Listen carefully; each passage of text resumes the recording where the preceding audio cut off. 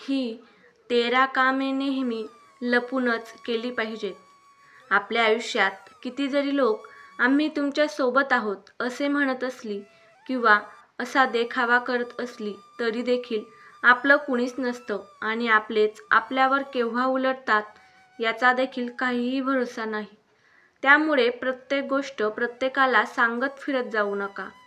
काही गोष्टी स्वतःपुरतेच ठेवाव्यात आणि लपूनच कराव्यात. जेव्हा एखादी गोष्ट जास्त एक्सपोज होते तेव्हा काही वेळा तिचे वाईट परिणाम देखील होऊ शकतात. परंतु ज्या गोष्टी गुपचूप राहतात त्याच यशस्वी होतात.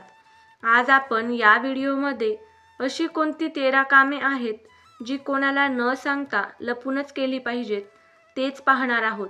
त्यासाठी व्हिडिओ शेवटपर्यंत पूर्ण बघा. नंबर 1. आनंदाचे क्षण नेहमी शांततेत साजरी करा. आपल्या आयुष्यातील आनंदाचे क्षण नेहमी आपण शांततेतच म्हणजेच एकांतात साजरी केली पाहिजे. कारण काही लोकांना आपलं चांगलं झालेलं, आपण प्रगती केलेली बघवत नाही आणि अशी लोक आपल्यासाठी घातक देखील ठरू शकतात. नंबर 2. जेही खरेदी करायचं असेल ते गाजावाजा न करता खरेदी करा. आपल्याला जर एखादी वस्तू किंवा प्रॉपर्टी घ्यायची असेल तर ती शक्यतो कोणालाही न सांगता किंवा गाजावाजा न करता घ्यावी. जर आपल्याच लोकांना माहीत झालं तर हीच लोक आपल्या कामात अडथळा बनू शकतात. 3. आपल्या आयुष्यात आपल्याकडून खूप मोठे नुकसान झाले असेल तर ते कधीच कोणाला सांगू नका. कारण तुम्ही यशस्वी झाला तर लोकांना दुःख होतं आणि तुमच्यावर संकट आली तर लोक आनंदी होतात आणि उगीचच तुम्हाला खोटी सहानुभूती दाखवतात. त्यापेक्षा आपण केलेल्या चुकांमधून शिकून जायचं आणि आपल्या चुका आपणच सुधारायच्या.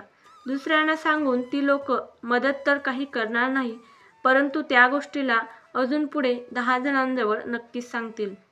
4. आपल्या घरातील आणि आयुष्यातील खाजगी गोष्टी कधीच कोणाला सांगू नका. आपल्यामध्ये काही मतभेद असतील तर ते आपण स्वतःच मिटवा. बाहेरच्यांना सांगून काहीच उपयोग नाही. त्यांना फक्त आणि फक्त मनोरंजनच होणार आहे. आणि तुम्ही ज्यांना आपलं समजून सगळं सांगता त्याचा तुम्हाला आयुष्यात एक ना एक दिवस पश्चातापच करावा लागतो. 5. आपण किती पैसा कमवतो, कसा कमवतो, आपल्याजवळ किती संपत्ती आहे, पैसा आहे या गोष्टी नेहमी गोपनीय ठेवा. कधीच कोणाला सांगू नका. नाहीतर काही लोक अशी असतात ती गुरुची विद्या गुरुलाच शिकवतात. अशा लोकांपासून सावध राहण्यासाठी आपण हुशार राहिलेलं केव्हाही चांगलं असतं. 6. कोणी जर आपला 4 चौघांमध्ये अपमान केला असेल तर त्याला त्याच्याच शब्दात सडेतोड उत्तर द्या. उगीच तुमच्या अपमानाचं रडगाणं कोणाजवळही गात बसू नका. यामुळे कोणीही उठसूट येईल आणि तुमचा अपमान करेल. पण एकदा तुम्ही जर समोरच्याला प्रतिकार केला तर त्याला बघून दुसरा तुमच्या वाट्याला कधीच येणार नाही आणि कोणी आपला अपमान केला हे देखील दुसऱ्या तिसऱ्याजवळ कधीच सांगू नका. 7. मनातल्या सगळ्याच गोष्टी जर आपण जगजाहीर करत गेलो तर आपल्या जीवनात संकटे येऊ लागतात. त्यामुळे बुद्धिमान लोक फक्त तीच विचार इतरांजवळ बोलून दाखवतात किंवा जगजाहीर करतात ज्यामध्ये त्यांचं हित असतं. 8.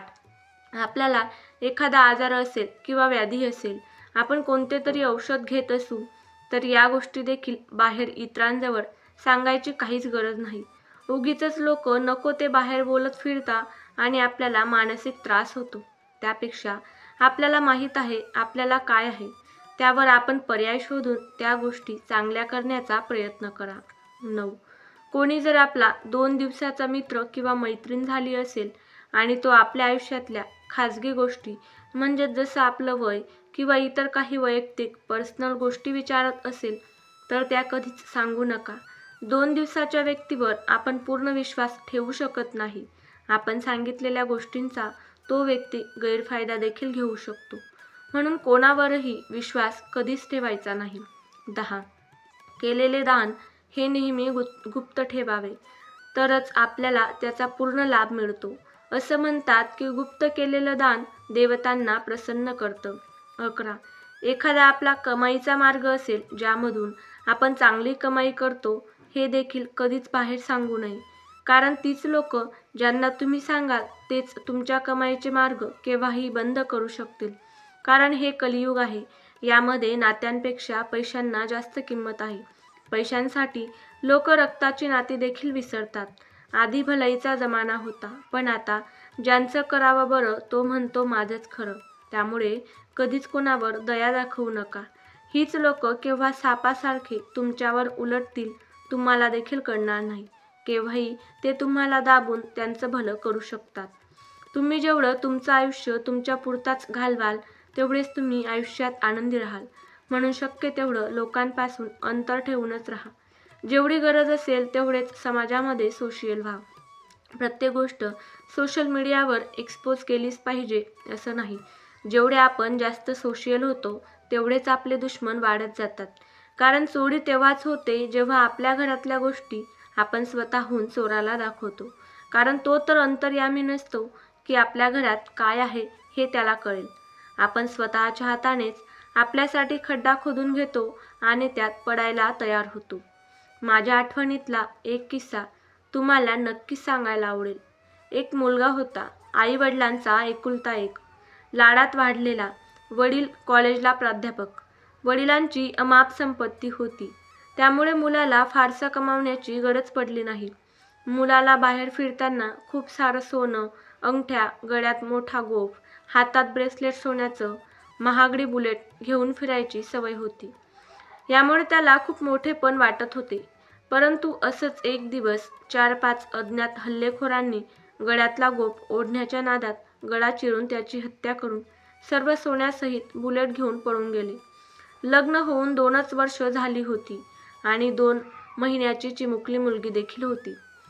कोणाचं काहीच गेलं नाही. आई वडिलांचा पोटाचा गोळा गेला आणि त्या निष्पाप बाळाचा बाप.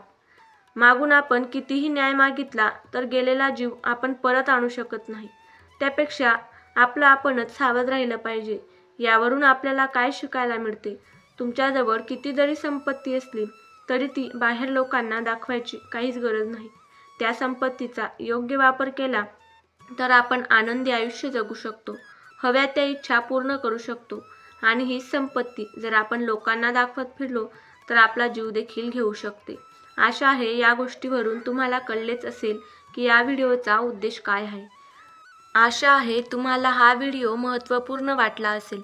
यामधून तुम्हाला काहीतरी नक्की शिकायला भेटले असेल. जर तुम्हाला हा व्हिडिओ आवडला असेल तर लाईक करा, इतरांसोबत देखील शेअर करा आणि असेच नवनवीन माहितीपूर्ण व्हिडिओ पाहण्यासाठी चॅनलला देखील नक्की सबस्क्राईब करा. व्हिडिओ शेवटपर्यंत पाहिल्याबद्दल तुम्हा सर्वांचे मनापासून खूप खूप धन्यवाद. श्री स्वामी समर्थ. जय जय स्वामी समर्थ.